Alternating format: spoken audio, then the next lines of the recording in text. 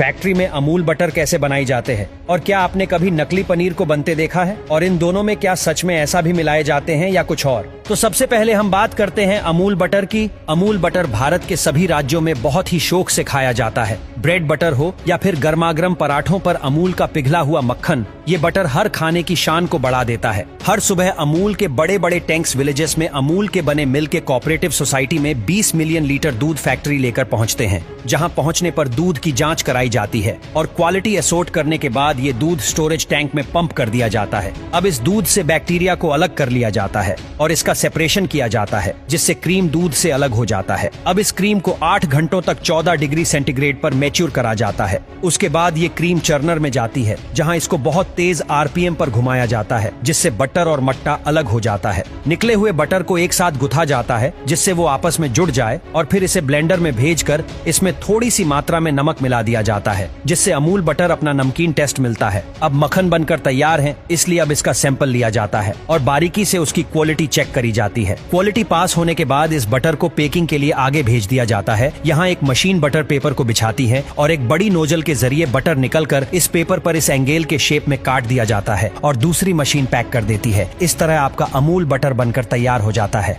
तो अब बात करते हैं नकली पनीर की। दोस्तों, नकली पनीर को बनाने के लिए मिलावटखोर कई तरह के तरीके अपनाते हैं। सबसे पहले हम जानते हैं कि किस तरीके से सिंथेटिक तरीके से पनीर को फैक्ट्री में बनाया जाता है। नकली यानी सिंथेटिक पनीर को बनाने के लिए सबसे पहले शुद्ध क्वालिटी के दूध से क्रीम को निकाला जाता है और दूध में से क्रीम को तब तक निकाला जाता है जब तक दूध में से ये सभी तरह के पौष्टिक तत्व खत्म ना हो जाए और दूध बिल्कुल बेकार हो जाए। दूध से जब क्रीम निकल जाती है तो वो किसी भी लायक नहीं बचता। एक हिसाब से वह दूध बिल्कुल खराब हो चुका होता है, पर मिलावटखोर इसी दूध से पनीर को बनाते हैं। जब दूध को उसकी क्रीम से अलग कर दिया जाता है तब यह दूध सिंथेटिक दूध कहलाता है, जिससे नकली पनीर बनाने के लिए आरा लॉट को इस्तेमाल में लाया जाता है। यह वही आरा लॉट है जिसका इस्तेमाल जगह जगह पर बिकने वाले आलू की टिक्की बनाने में इस्तेमाल किया जाता है। इस सिंथेटिक दूध में आरा लॉट को इसलिए मिलाया जाता है ताकि यह गाढ़ा हो सके, क्योंकि पनीर बनाने के लिए गाढ़े दूध का इस्तेमाल होता है।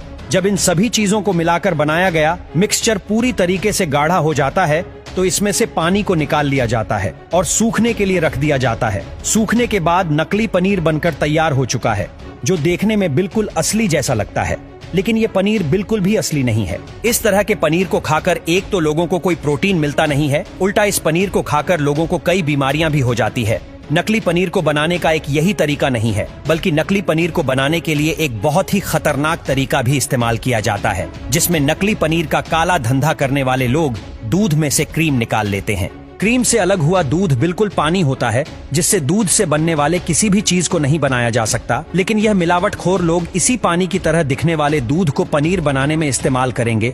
जैसा कि क्रीम निकालने के बाद दूध बिल्कुल पानी की तरह हो जाता है, तो इस दूध को गाढ़ा बनाने के लिए इस दूध में सोडियम कार्बोनेट को मिलाते हैं, जो इस दूध को गाढ़ा कर देता है। लेकिन आपको बता दें कि भले ही दूध गाढ़ा हो जाता है, लेकिन दूध में किसी भी तरह के पौष्टिक आहार नहीं बचते। अब इस दूध को एक बड़ी सी कढ़ाई में डालकर धीमी आंच पर उबाला जाता है, जिससे ये दूध और भी ज्यादा असली लग सके। इसके बाद इस दूध में पाम ऑयल और बेकिंग पाउडर को डाला जाता है। ये सब मिलावट करने के बाद पनीर बनकर तैयार हो जाता है, जिसे बड़े बड़े होटलों और ढाबों पर भेज दिया जाता है। आपको जानकर हैरानी होगी, कई मिलावटखोर तो नकली पनीर को बनाने के लिए केमिकल्स का भी इस्तेमाल करते हैं, जो इससे भी ज्यादा घातक पनीर होता है। जल्दी पैसा कमाने के चक्कर में कुछ लोग नकली पनीर को बनाने के लिए पानी और रिफाइंड ऑयल का इस्तेमाल करते हैं और इसमें तरह तरह के केमिकल्स मिलाकर फेक पनीर को तैयार कर देते हैं। ऐसे में आइए जानते हैं कि आखिर नकली पनीर को पहचाना कैसे जाता है और आप कैसे नकली पनीर को खरीदने से बच सकते हैं। नकली और असली पनीर में काफी अंतर होता है, जिसे आप आसानी से पहचान सकते हैं। असली पनीर जो होता है